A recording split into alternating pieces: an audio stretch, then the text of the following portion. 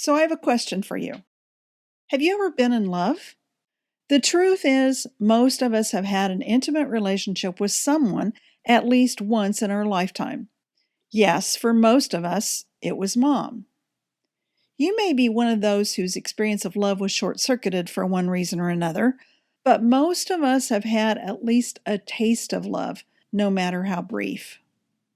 Psychologists say we continue to search for that same depth of emotional connection throughout our lives. Is love really that hard to find? Sadly, it can be.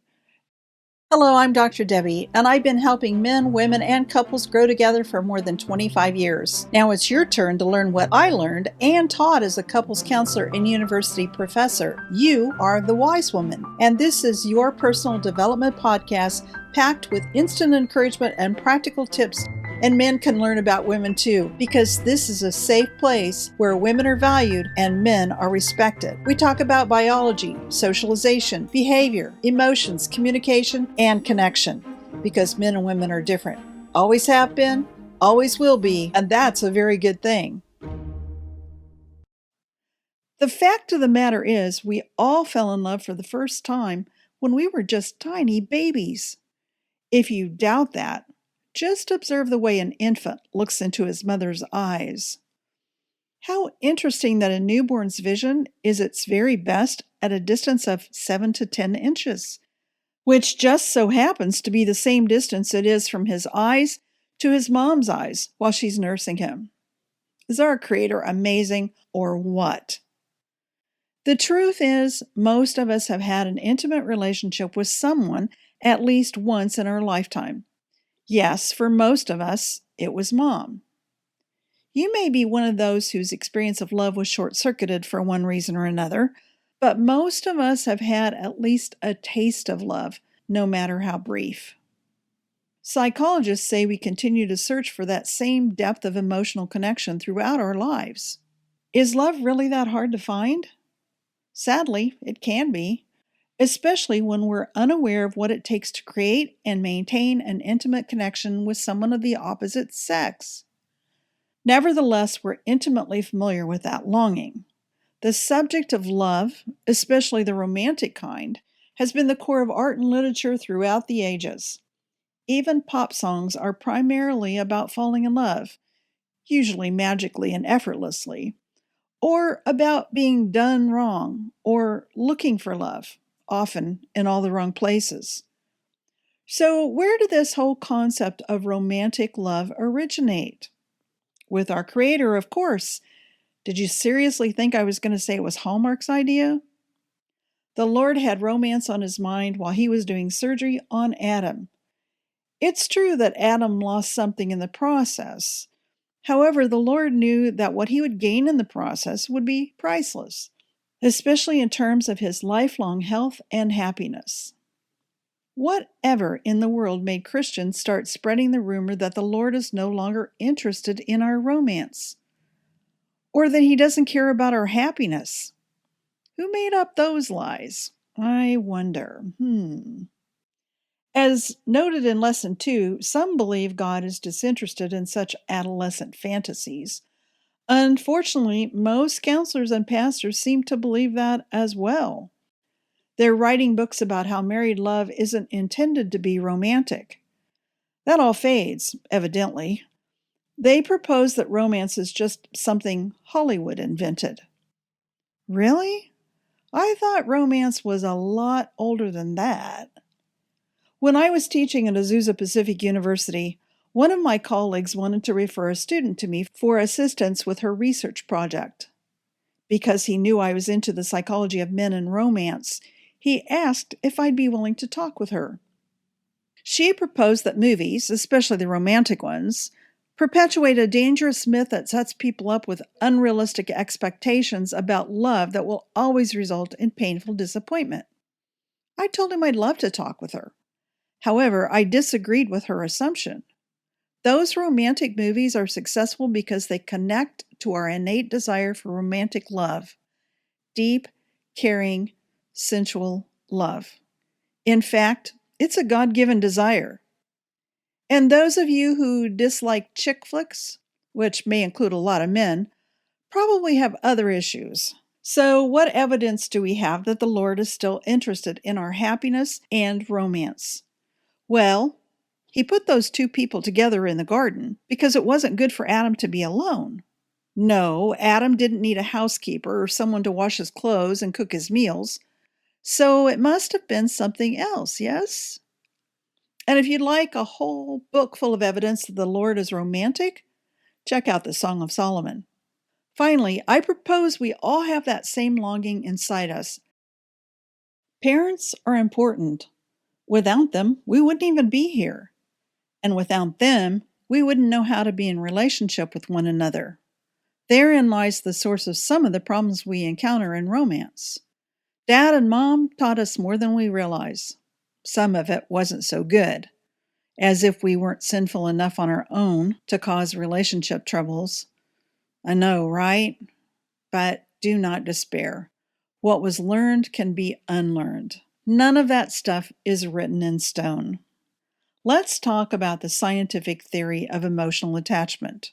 Dr. John Bowlby, a British psychiatrist, was among the early researchers in attachment theory, and he explored the impact of the mother-child relationship. He noticed that, in addition to their need to be fed and protected, children also have a need for very strong emotional bonds with their parents or caregivers. He proposed that we come into the world with an attachment system to ensure our survival and safety. Whenever a baby is in distress, the attachment system motivates him or her to seek closeness to a safe person. When someone has been consistently available and responsive to the baby's needs, negative emotions such as anger, fear, sadness, and hurt will naturally decrease. The child is soothed and begins to develop the capacity to self-soothe by simply recalling the feelings associated with being comforted by a loving caregiver. Based on these memories, a child develops a template for relationships that includes beliefs that are essential for secure emotional attachment, namely, I am lovable and I can depend on others to be loving toward me and to help meet my needs. Subsequently, other researchers have tested Bowlby's ideas and found that interactions between a child's temperament and the caregiver's responsiveness will result in more or less secure styles of attachment. As stated previously, our early experiences provide us with both images and emotions that form the template that serves a pattern for understanding how to form relationships and how dependable we can expect them to be. We learn about ourselves in relation to others based on their availability and responsiveness and on how effective we are at getting others to respond to our needs. Although later experiences may change our beliefs about the security of our relationships, we most often seek out people who fit the template we already have. Generally speaking, then, if we developed an insecure style of attachment during childhood, it will probably continue to haunt us throughout adulthood, unless a later relationship, such as with another human being or even with God, provides a series of new experiences that help us become more emotionally secure. Research continues in the field of adult attachment theory, with new information and more intricately defined models being formulated. As noted, I prefer to use a particular model in my explanation of attachment because of its simplicity and elegance in explaining the way a couple creates a beautiful romance, as well as in describing the various ways that things can sometimes go painfully wrong. Because you're created in the image of God, you came into this world with a need for relationship. Your deepest desire has always been for an intimate relationship with Him, as well as with another someone who wears skin. Your current attachment style is simply the result of your life experiences to date. So if another human being has been available and responsive to your needs on a consistent basis, you're probably in pretty good shape for romance. However, many of us, myself included, have experienced significant hurt and pain in those close relationships, especially with the opposite sex. If that's you, you may be having a hard time creating and or maintaining a healthy romance, but that can all change for the better. So if you're feeling insecure, just think of it as true for you just for now, because the truth is that you were designed with an innate desire and capacity to form secure emotional attachments. How cool is that? Pretty darn. You can assess your own emotional attachment security in a variety of ways, but one of the easiest is to take a look at what happens when you feel stressed out. How you handle stress and express yourself involves both your feelings and your actions. We all get a bit nervous when we're under stress, some more so than others, of course. Whenever you experience anxiety, that means worry, concern, fear, frustration, feeling trapped or stuck, then your ability to communicate is also affected. You've also learned what actions to take when you're stressed. Are you someone who seeks out other people to help you with your stress? Or do you pull away from others and try to handle your stress on your own? Securely attached men and women still experience anxiety, but at lower levels. When they're worried or concerned about something, either inside or outside of the relationship, they seek out their partners to help them talk things through.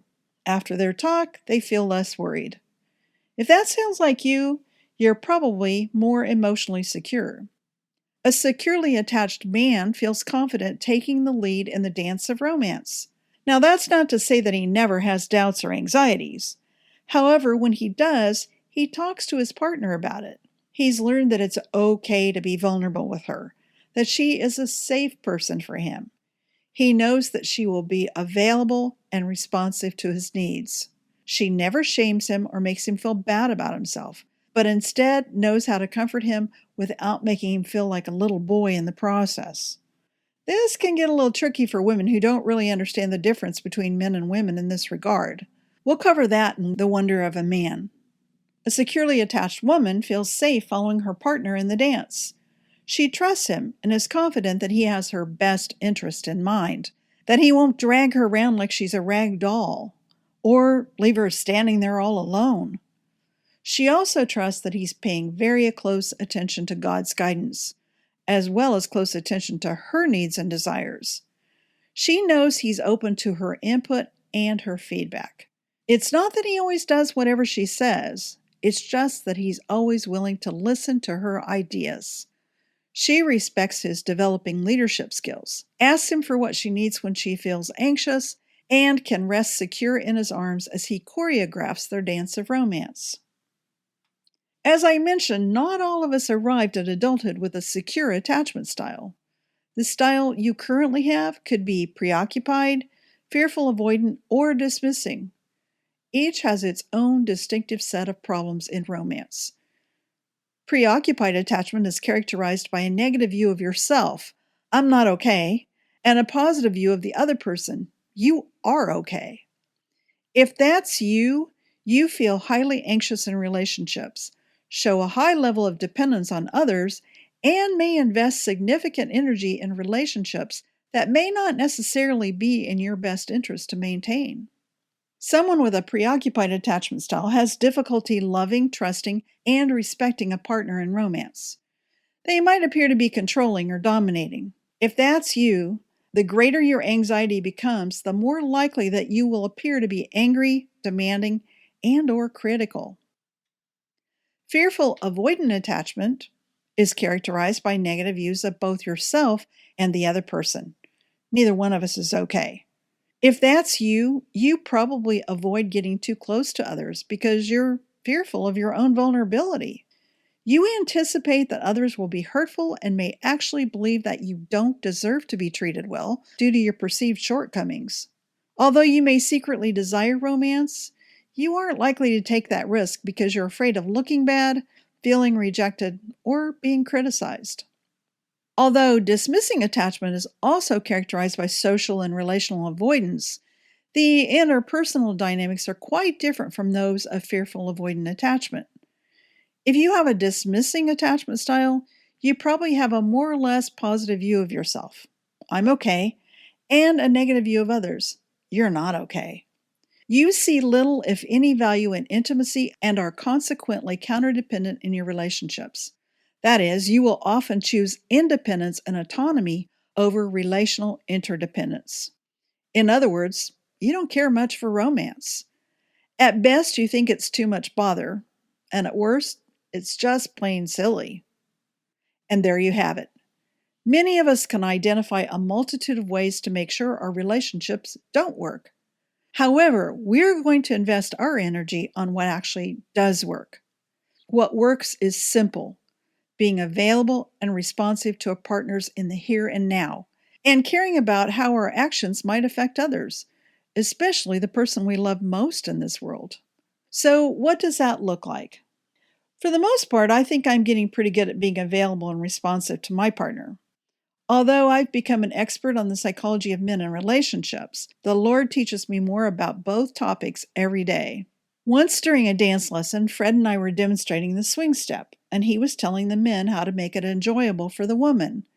He said, "Guys, you just pay attention to how your sweetie's body is responding to the music and to you, and then you match her." Huh? For several years, I'd been telling women that they need to follow their guy to match him. So I was more than a little taken aback by his verbal instructions. I looked up at him and spontaneously proclaimed, "You're matching me? I thought I was matching you." He just smiled and replied, "We're matching each other." Now I ask you, how sweet was that? A perfect way to play out Ephesians 5:21 right in the middle of a dance lesson. The bottom line: as couples, we need to learn to pay attention to one another's needs and to be responsive to one another in light of the unique design and purpose given to us by our Creator. Remember, it was Christ who announced the revolutionary idea that husbands and wives are equal before heaven, at the same time recognizing specific rules for each. Let's take a look at some marital research. Over the years, unhappy couples have been able to create limitless possibilities for their unhappiness. Since that's not what we want to create, we'll want to concentrate most on learning to identify the characteristics of happy couples. You remember what happened in the beginning. The Lord said it wasn't good for the man to be alone, so he made a woman for him. He put Adam to sleep, took one of his ribs, and used it to make a woman. Then he brought the woman to her husband, who said of her, "This is now bone of my bones and flesh of my flesh. She shall be called woman, for she was taken out of man. For this reason, a man will leave his father and mother and be united to his wife, and they will become one flesh." And they lived happily ever after. Well, not always, of course, but when they marry, both men and women are hoping to find their own happily ever after. No couple plans their wedding hoping to contribute to divorce statistics, but it happens far too often. Now, we already know that the first marriage wasn't always a Garden of Eden experience, right? The first couple had their share of problems, and contemporary couples do too. It doesn't take long for couples to figure out that marriage is challenging, if not downright difficult at times. In fact, the number one reason people seek the help of a counselor is due to distress in a close relationship. Although marital difficulty doesn't always lead to divorce, it's good to know how to recognize the warning signs. Dr. John Gottman, a major contributor to the field of marital research, has been studying couple relationships for more than 30 years in his Seattle clinic. So, first, let's take a look at some characteristics of happy couples. Happy couples respond positively to one another. Partners continually make bids for one another's attention, closeness, and reassurance. They do so through comments, questions, and gestures. Those who are in more successful marriages will respond positively to their partner's bids at least 86% of the time. Through their positive words and their positive actions, partners will invite more connection. They make the choice to communicate, with or without words, the feelings that you matter to me and I want to connect with you too. An interesting fact: among successful couples, Dr. Gottman found that partners make at least 20 positive remarks for each negative remark. Yes, 20 to 1. And happy couples argue. What's more important is how you go about it. Among couples with lasting marriages, a number of factors emerged. First, about 80% of complaints came from wives. However, Women raised issues gently and brought them up sooner rather than later. Second, husbands were willing to be influenced by their wives and to change their behavior. Now, men didn't simply do as their women said, but they were willing to consider their wives' input. Third, neither spouse became upset enough with one another to raise their heart rate above 95 beats per minute. That signals the beginning of a fight, flight, or freeze response.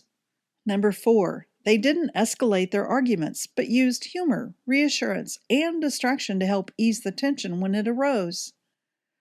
Number 5, successful couples made at least 5 positive remarks or gestures for every negative remark or gesture during an argument.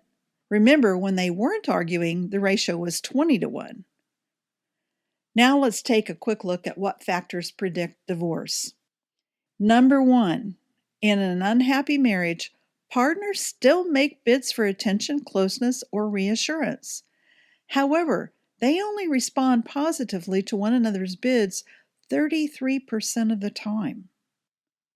Number 2, wives raise issues harshly and tend to make generalized statements such as, "You never," "You always," or "What's wrong with you?" Number 3, unhappy husbands get upset more easily, as indicated by heart rate and breathing, during arguments and have a harder time calming down. As a result, they tend to shut down, become a stone wall, or withdraw from their wives. Number 4, sometimes wives shut down or withdraw from their husbands. It is especially disastrous if the wife is the one to withdraw. Number 5, in short, when arguments start with a harsh comment, 94% of the time they only get worse. Remember, the goal is to be securely attached. How well couples fare will depend greatly on the security of their attachment to one another. In other words, the bottom line for both men and women is the answer to the question, will you be there when I need you?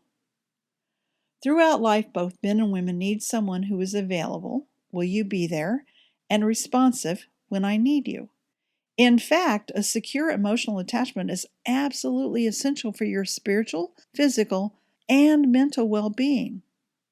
As we'll discover, needs and purposes are a bit different for each sex, so we'll explore that in week 3 and 4.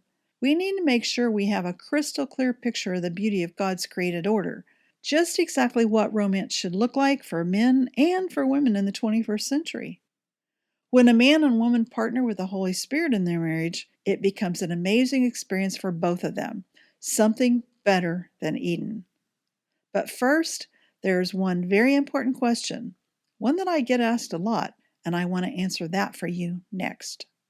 You may have already figured it out from my website or from my YouTube channel that I'm officially certifiable as a hopeful romantic. A hopeful romantic is defined as a man or a woman who not only loves the idea of love, but also lives in the real world. They hold on to their faith as they embrace the possibility of finding true love. They have an abiding hope that they will find a special someone, or may have already found that special someone. A hopeful romantic has the ability to see the world optimistically because they know from experience that God is good. Hopeful romantics always take time to grow in their relationships, never rush into things, and trust the Lord, who is the original hopeful romantic. Now that the proverbial cat's out of its proverbial bag, as if it were ever there in the first place, I'm going to pause and tell you exactly what it is that I love so much about romantic movies. As you can imagine, my family and friends love to razz me about my tendency to quote lines from romantic movies, books, and even comic operas.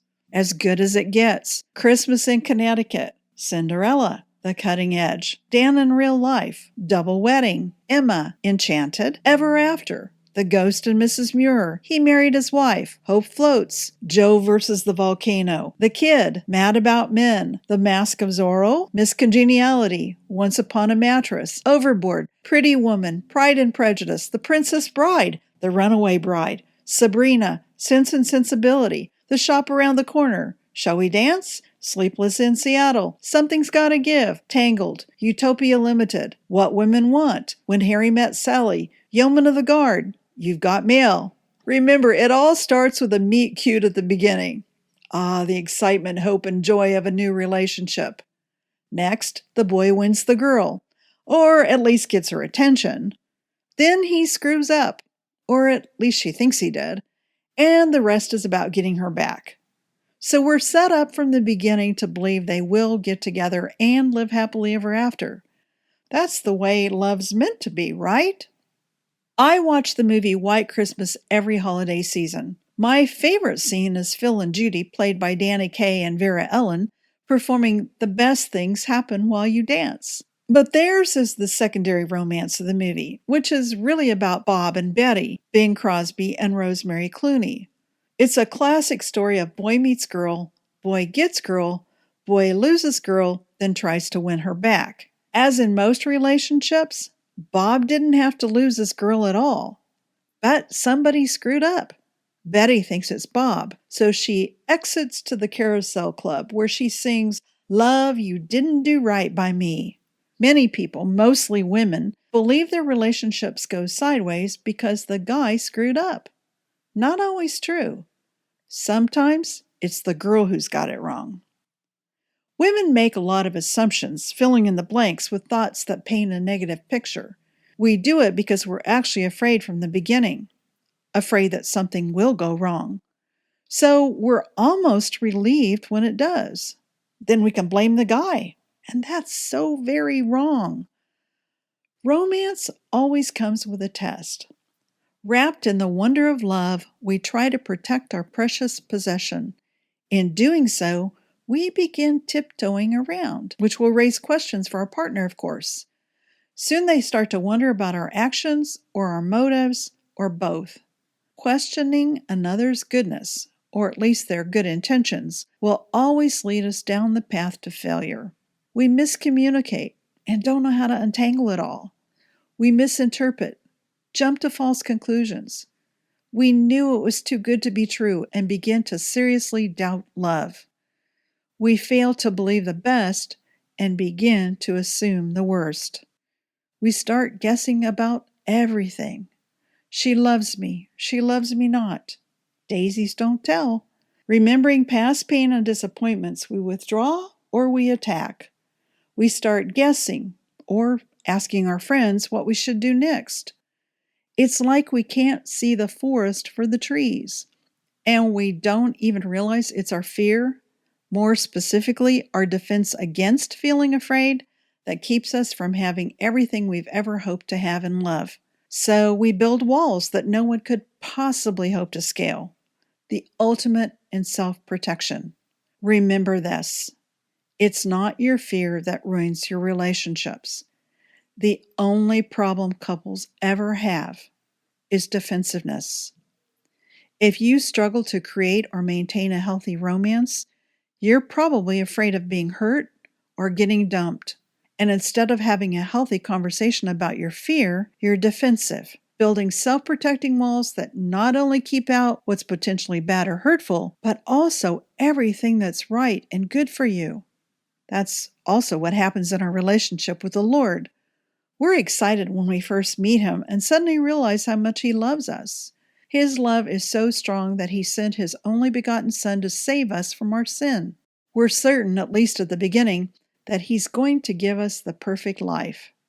No more pain, no more worries, and no more troubles. Everything will be just as it should. But life is difficult, and those hard times, if allowed to do their work in us, will build deeper relationships. But evil comes along to steal, kill, and destroy, and tries to make us believe that our hard times are because the Lord is not all that He claims to be for us. Of course, He walks with us on a path that will become rough at times, and He will always bring good to us. However, the enemy tells us we must have it all now. And because we don't have life on our own terms, we assume the Lord is screwed up when it comes to us. Thank you for listening to this episode of A Wise Woman's Guide to Men and Marriage. What did you think? Did the information raise more questions? Do you want to learn more? Head over to wisewomensguide.com for show notes and links to the resources mentioned in this episode. And if you're looking for other wise women to bounce around ideas and ask questions, be sure to join my exclusive community for women on Facebook. The link is waiting for you at awisewomensguide.com.